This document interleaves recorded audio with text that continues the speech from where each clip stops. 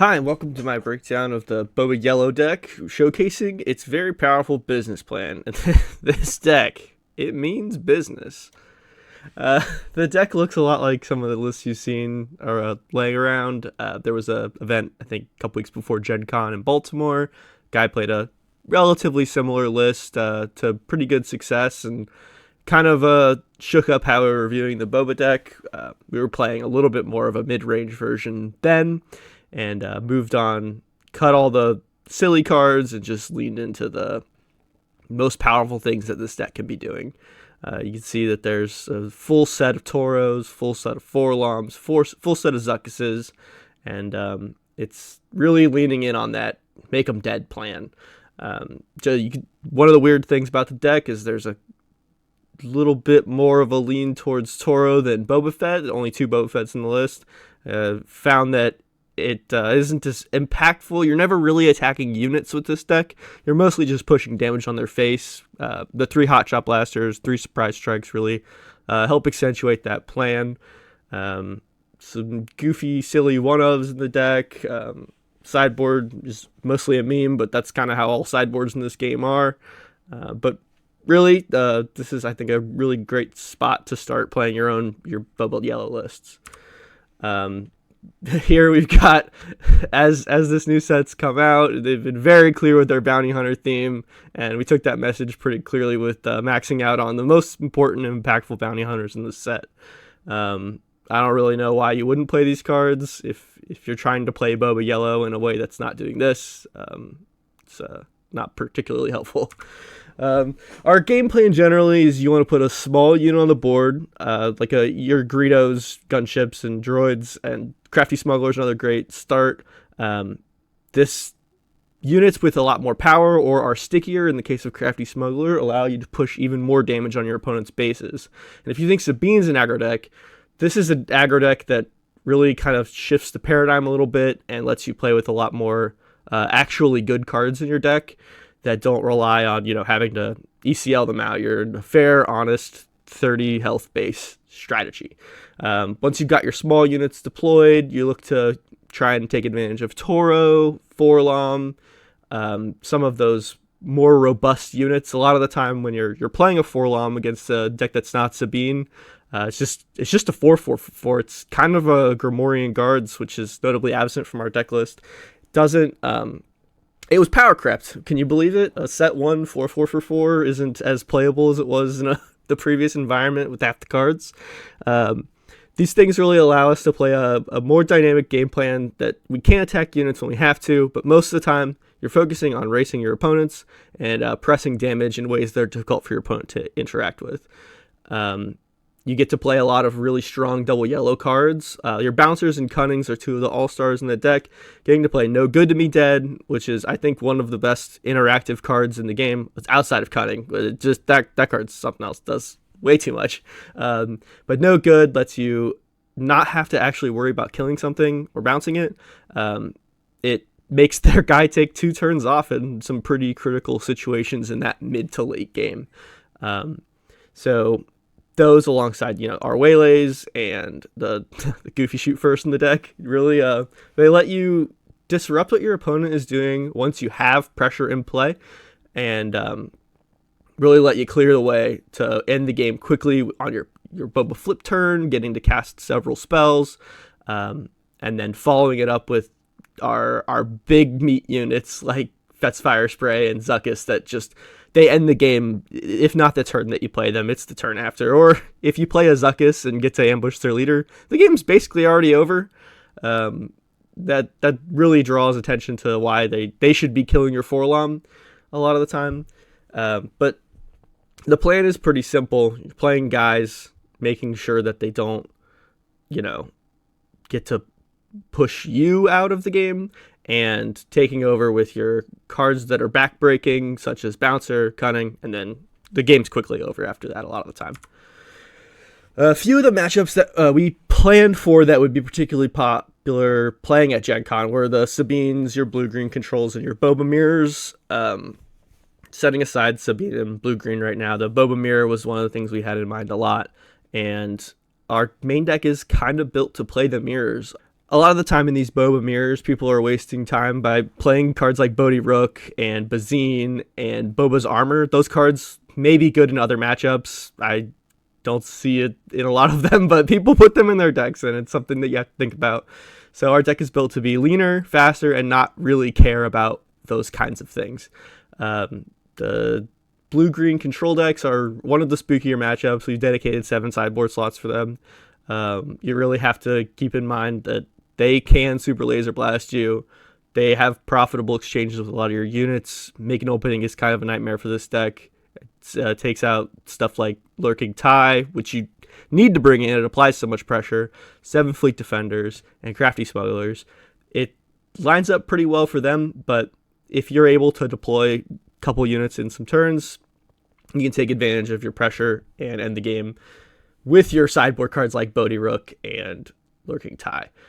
The Sabine matchup is, I think, a good matchup.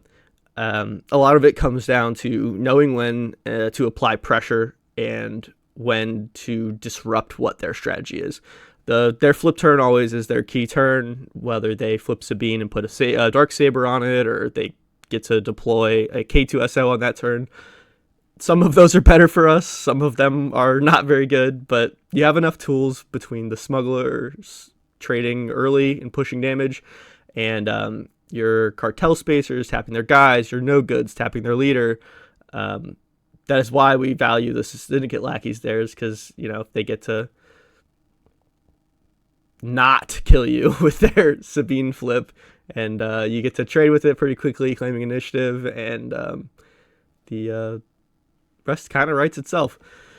A couple of the other decks to look out for are the Ray Han decks. I grouped those together. They're very similarly built. They play a lot of the blue durable force units and the red removal spells. Their threats don't line up very well against us. You got a lot of Obi-Wans running around, a lot of Poe Damerons that aren't ambushed into play.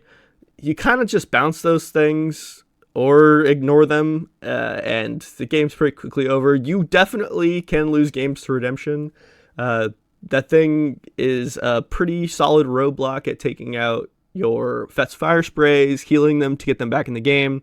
So there are definitely some turns that if you don't have a waylay in the early to mid game, that they can just take you out and end the game pretty quickly. I think Palp's one of the best matchups for this deck. They don't really do anything that matters for your interacting with your deck profitably.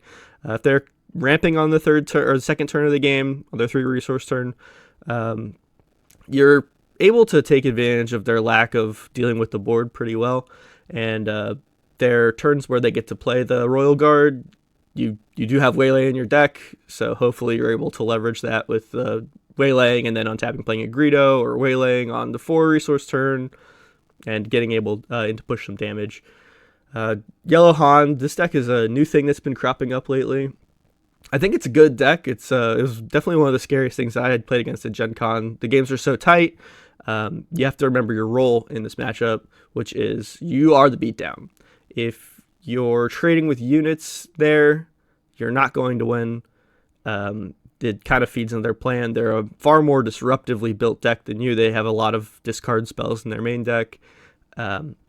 They have the Tech DJ combo to throw you off on either your Fire Spray or your flip turn if they can maneuver themselves into a position where they can afford to do that. But the goal is to not let them do that and force them to try and trade with your units. A lot of their 3 and 4 cost things don't interact very well with Forlom specifically, who's just kind of a big guy that you get to play on those turns. Zuckuss is another thing. You get to ambush their Han flip leader, but you want to try and pressure them a little bit more, and it comes down a lot of the time to blasters and strikes, which we're definitely maxing out on this deck. So I think going forward, one of the things that we picked up on is these blue-green decks are getting pretty popular. Wu won on Friday with his blue-green Kira deck that we spent several hours trying to retool our deck to have at least some sort of plan in this matchup in between days at Gen Con. I think that's a great list, but you do have some kind of options as far as putting some of the Lurking Ties in your main deck if you're not particularly worried about your Sabine matchups, and The mirrors, it's not a particularly great card in the mirror. Then Final Showdown is something we've been kind of joking around about, but it does push a lot of damage in one turn. And in these games where you're trying to race your opponent, they may not have as much interaction. If their deck's playing Bazines and Bodies after sideboard against you, definitely don't want something like that. You really want to leverage what your board position is, and Final Showdown is a great tool to have access to make sure that you're able to lock up the game before they're able to kill you. Oh, here we have some of the cards that I think are insane to include in this more aggressively slanted version of Boba Fett. DJ, Fett's Armor, and Bazine Natal. Starting with DJ, you're never smuggling this. It does not have a relevant creature type, so it's an underworld unit. Our deck doesn't care about underworld units at all. If we were going to play another 3/5, it would be a third Boba Fett. But your 3-drop slot's already pretty clogged with Waylays, 7th Fleets, Toros, playing, an additional 2-drop and an interactive spell. Boba Fett's Armor, I think, is one of the most criminal cards you can include in your Boba Fett deck. It does have Boba Fett in the name, but the problem is, in mirror situations, which I think is a very common thing that you should expect if you're playing this deck, because it's a one of the more popular leaders. It's got good matchups against a lot of things, but Boba Fett's Armor doesn't really help in any of those kinds of situations where you're trying to race them, because it comes down to that pretty frequently. Boba Fett's Armor is just a 2-mana item that gives your guy +2/+2. Doesn't really the preventing damage text is not particularly relevant in a lot of scenarios. If you're able to flip your Boba and attack with it one time, you're doing great. If you attack with it twice, you're doing insanely well. If I was playing, I'm playing an item in my deck, the Blaster, which I think fits the strategy far better. It doesn't cost you a card. It doesn't cost you an action to play it and then attack. It just does the damage immediately. And it really is more in line with what this strategy is trying to do. Bazine is a card I tried to play a lot, because when they spoiled Bazine, I was very excited. I used to play a lot of Magic, and the effect is very similar to a card in that game. Only issue is Bazine does not deal any damage to your opponent. It is a 1-power unit.